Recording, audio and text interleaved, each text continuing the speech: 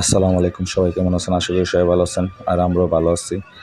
আমরা আজকে চলে আসলাম আখাউড়া খড়মপুর কেল্লা শহীদের মাজারে। আর আমার সাথে আছে শফিউল আলামিন ভাই, মুসা, শাওন, ইউসুফ, সোহান, অতুল, সারোয়ার, চাঁদবাবু। চান্দি থেকে আমাদের সাথে আসছে রায়হান, পিয়াস। এখন আমরা মাজারে উজু করে ভিতরে ঢুকবো এবং লাইলাতুল কদরের নামাজ পড়ব।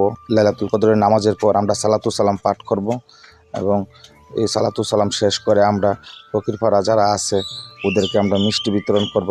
আর আমাদের আজকের এই মিষ্টি উপহার দিলেন লন্ডন প্রবাসী আমাদের ভাতিজা আশরাফুল আলম।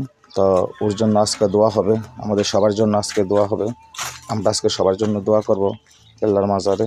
তো আপনারা আমাদের পুরো ভিডিওটির সাথে থাকবেন। ধন্যবাদ সবাইকে।